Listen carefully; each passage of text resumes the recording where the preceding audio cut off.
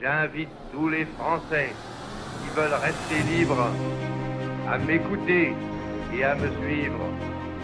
Vive la France, libre, dans l'honneur et dans l'indépendance. Bonjour à tous, on se retrouve pour la deuxième partie sur la tribune des généraux. La dernière fois on a évoqué qu'est-ce que c'était, pourquoi elle fait polémique, la réaction de Marine Le Pen. Aujourd'hui on va s'occuper de la réaction de Jean-Luc Mélenchon, qui va nous occuper pendant les trois quarts de la vidéo. SOS Racisme par rapport à cette tribune. Et ensuite il y aura notre avis, même si vous le verrez tout au long de la vidéo et vous l'avez vu déjà la semaine dernière, et une conclusion générale là-dessus. Donc déjà j'ai visionné un quart d'heure de sa conférence de presse là-dessus. Donc je me suis infligé un quart d'heure de Mélenchon pour prendre tous les points qu'il dit et les commenter. Tout d'abord, il explique que cette tribune en fait a été publiée lors de l'anniversaire du putsch militaire en Algérie, des militaires en Algérie, et il met en cause les militaires qui ont écrit en fait cette tribune avant. C'est Valeurs Actuelles qui a fait le choix de mettre la tribune à ce moment-là. Donc le fautif réel, c'est Valeurs Actuelles et non les militaires. Déjà, on voit que il s'est décrédibilisé dès le début, Jean-Luc Mélenchon, puisqu'il donne des informations fausses. Ensuite, il dit que les militaires dénoncent le fait que c'est à cause des musulmans, tout ça, machin. Bon.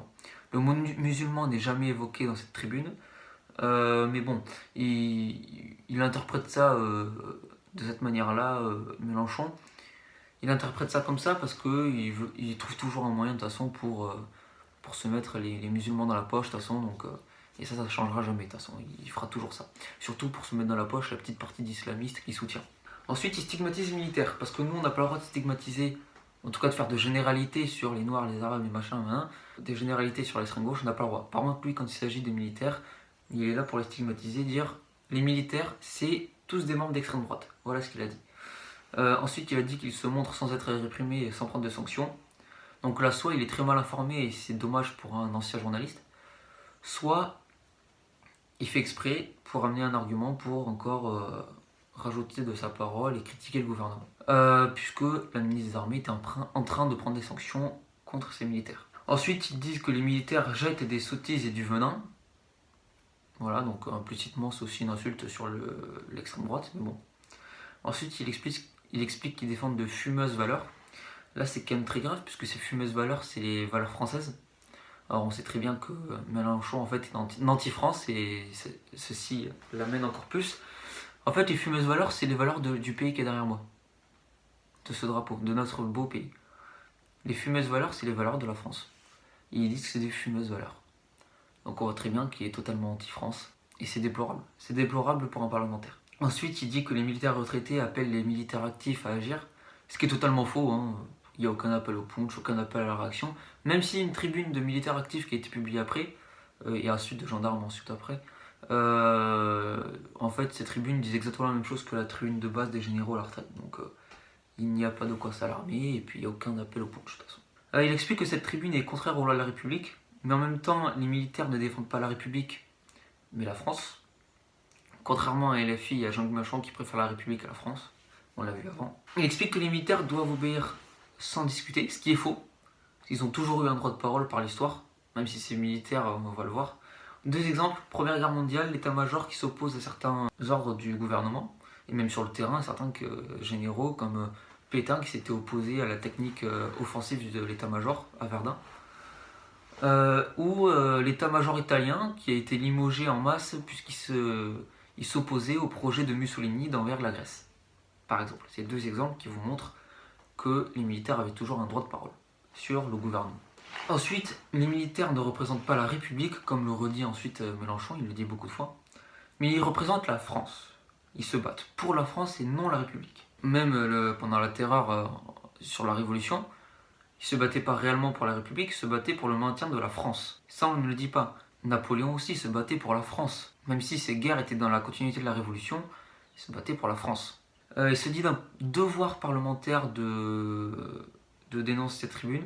Marine Le Pen a un devoir parlementaire aussi, il ne l'a pas dénoncé pourtant, et elle le soutient même, et beaucoup de parlementaires ont fait ça. Donc en fait, c'est pas un devoir parlementaire ici, c'est vraiment une idéologie en fait, c'est idéologique. Ensuite, je me suis fait chier à aller chercher les articles de Mélenchon qu'il a évoqués. par rapport à cette tribune. Il s'appuie sur l'article 413-3 du Code pénal. Vous pourrez aller voir, il y a 2 articles au total, vous pourrez aller les voir. Qui dit que tout militaire ou assujettif affecté à toute forme de service pénal qui ont en vue de nuire à la défense nationale, oublié de sa lecture par Jean-Luc Mélenchon, hein, le nuire à la défense nationale, il a oublié. De provoquer à la désobéissance par quelque moyen que ce soit est puni de 5 ans d'emprisonnement et 75 000 € d'amende.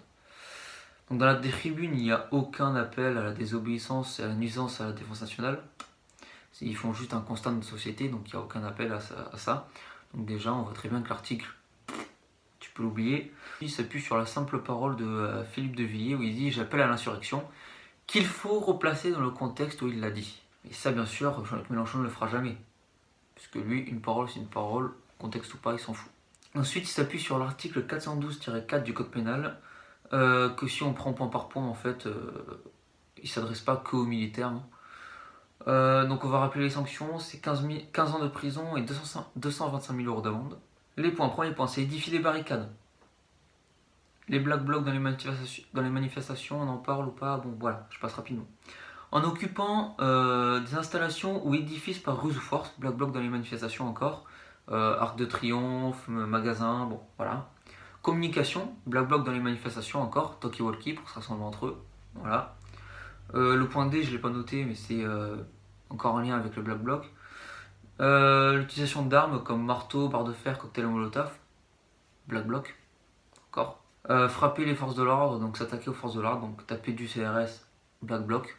Et le fait de diriger ou d'organiser un mouvement insurrectionnel est puni de la détention criminelle à perpétuité et de 750 000 € d'amende. Référence à Philippe de Villiers qui n'a rien organisé et rien dirigé en soi. Voilà, on a encore quelque chose de faux. Les militaires, bon, comme Mélenchon revient sur cet attachement à la République, les militaires n'ont aucun attachement à la République, mais au contraire, un grand attachement à la France. Ils demandent de châtier les coupables, bon, c'est des mots durs de Mélenchon, on avait compris un petit peu qu'il était dans cette idéologie-là. Il appelle aussi à punir Valeurs Actuelles, puisque c'est eux qui l'ont diffusé, et il appelle aussi à punir toutes les personnes qui le diffusent, donc que ce soit médias, organisations, tout ça. On dirait, bon, aussi nous, hein, on l'a diffusé, voilà, pour que vous puissiez aller lire, hein, au cas où ce soit censuré. Donc nous aussi, on est appelé à se faire censurer, bon, enfin punir en tout cas. Il appelle à radier les actifs qui ont signé, bon, on s'y attendait. Il revient sur le fait que l'armée doit être républicaine, ce qui est faux, l'armée n'est pas républicaine mais française. Il ne le comprendra jamais, je pense, hein, voilà. Il appelle la ministre des Armées à prendre des sanctions, ce qu'elle est en train de faire, mais bon, apparemment, il est aveugle. Il dit que les militaires sont des excités, des extrémistes. On n'est pas loin de la diffamation au bout d'un moment, je pense, là, au bout d'un moment. Il veut intimider et impressionner tous les autres, bon, ok. Il dit que les valeurs républicaines, unissent les militaires, ce qui est faux. Ce qui unit les militaires, c'est les valeurs de la française et puis l'amour du pays et de la patrie. Il veut lui-même appeler à calmer le jeu, alors que c'est lui-même qui qualifie cela de complot. Il insulte les militaires de nazillons, ce qui est fort quand même comme mot, c'est diffamation carrément, hein, et de poignée d'agités. Maintenant, on va parler de SOS Racisme et de la tribune. Donc, SOS Racisme saisit la justice et alerte le gouvernement. Bon, pour le moment, le gouvernement avait déjà agi, mais c'est pas grave. SOS Racisme évoque les militaires néo-nazis de l'armée française. Si vous voulez savoir de quoi je parle, allez voir notre première vidéo où justement on a des citations qui montrent qu'il n'y a aucun mot qui désigne. Enfin, on a présenté la tribune des généraux, bien expliquant qu'il n'y avait rien de racisme, aucun appel au punch, tout ça. Allez la voir, vous comprendrez mieux. Ensuite, ils disent qu'elle est plongée dans la théorie du grand remplacement et d'autres idéologies complotistes fidèles à l'extrême droite. Complotisme, extrême droite, grand remplacement, idéologie complotiste. En fait, SOS Racisme essaie de combattre le fait de l'isolement, de la diffamation, du racisme, machin, hein. Mais eux-mêmes, en fait, ils créent des écarts en fait, entre les gens, en écartant les personnes d'extrême droite, en écartant machin, ceci, cela. Ils font eux-mêmes, en fait, de la diffamation et tout ça. Là est le problème de SOS Racisme depuis 40 ans, de toute façon, on est habitué. Mais théorie du grand remplacement, n'est pas évoquée en fait dans la tribune des généraux. On en revient à l'extrême droite et au complotisme. Enfin bon, on est sur un niveau encore. Après c'est des proches de Mélenchon, donc au bout d'un moment on est habitué aussi. Hein. Mais on est quand même sur un niveau élevé. Bon, notre avis sur la tribune des généraux, vous avez bien vu qu'on la soutient totalement, puisque même on l'a partagé. Donc on a vu, en conclusion générale, on va dire que Jean-Luc Mélenchon, de toute façon, a décidé de pourrir la France jusqu'au bout avec fumeuse valeur. On est habitué au bout d'un moment, il a décidé de pourrir la France, il a décidé de pourrir nos militaires, qui le protègent lui aussi, mais bon, ça il ne l'admettra jamais de toute façon. Pareil, la manifestation dernièrement pour les forces de l'ordre, il n'y est pas allé, soi-disant parce que c'était une manifestation interdite. La réalité, c'est qu'il n'y est pas allé tout simplement parce que c'est idéologique. Enfin, il y a vraiment falloir arrêter. Et puis SOS Racisme, de toute façon, ils sont les deux ensemble là, Mélenchon, SOS Racisme, enfin bon. On a déjà parlé de tout ça, et puis voilà. Et il faut dire que cette tribune des généraux, pour moi, ça peut possiblement être un tournant pour 2022. Pour la présidentielle 2022, ça peut être un tournant.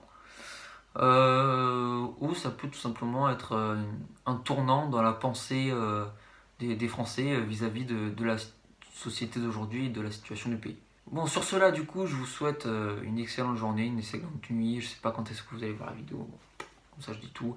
Une bonne journée, une bonne soirée, une bonne après-midi, une bonne matinée, une bonne nuit. Je crois que j'ai tout dit. Et puis, n'hésitez pas à nous rejoindre. Allez voir notre lien link qu'on mettra en description. Qu'est-ce que je pourrais encore ajouter? N'hésitez pas à nous rejoindre. Et puis, bien sûr, pour nous aider. Et puis, n'hésitez pas à diffuser cette vidéo autour de vous, etc., etc. Bon, je fais le truc habituel. Je pense que là, tout le monde est parti, tout le monde s'en branle. Donc bon. Ciao et vive la France!